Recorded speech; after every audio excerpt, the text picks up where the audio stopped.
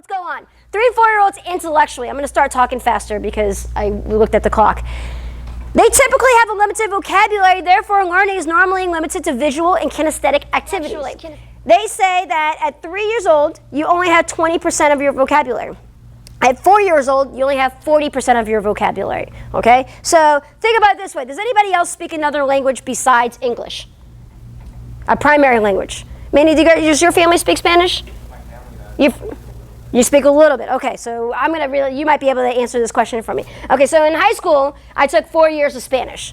Okay, so 4 yeyears, okay? Would I be able to go and sit down at dinner with your primary Spanish-speaking family and have a conversation with them? Maybe a little bit. Would I be able to fluently talk with them and engage and listen to them, especially when their banter starts getting really fast? Your eyes are spinning right now just thinking about it, right? I would be like, I heard casa, which means home. I heard dog, right? So you have a black dog in your home. That would be the only gist that I would pick up, right? So I just pick up the gist of it, right? So how many years of English does a 3-year-old have? How many years of English does a 4-year-old have if you're in America? 4. So if we're having a regular conversation with a 4-year-old, are they picking it up exactly what I'm saying? No. So you're going to have things like if I said, Epperson, so let's say all of you are in a 3 and 4-year-old class, and I say, Epperson, I want you to come over here and demonstrate this kick, and what happens? All the kids come. And they're like, no, I just said Epperson. What's wrong with you kids? You're dumb, right? No.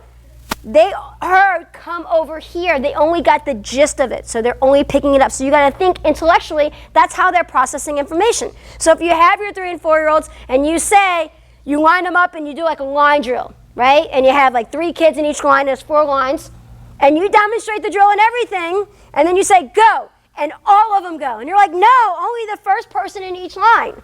But they didn't hear that. They just heard go, and they got the gist, and then they looked and they saw other people go, so what'd they do? They went.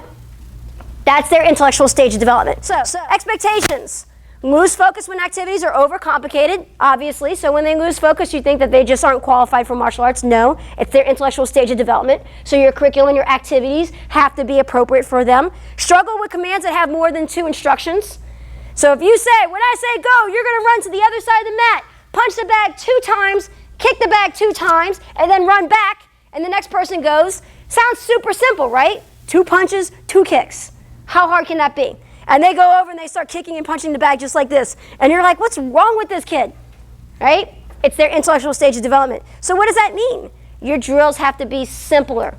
They have to be a little bit easier. They can't be so comprehensive that they don't pick it up. It's not in their intellectual stage of development. So if you have 4-year-olds in your 5 and 6-year-old class and you're doing something like that, 6-year-olds, can they do 2 punches and 2 kicks on the bag and follow directions? Yes. Can that 4-year-old do the same thing? Shouldn't be expected to. If they are, what does that mean? Or if they can?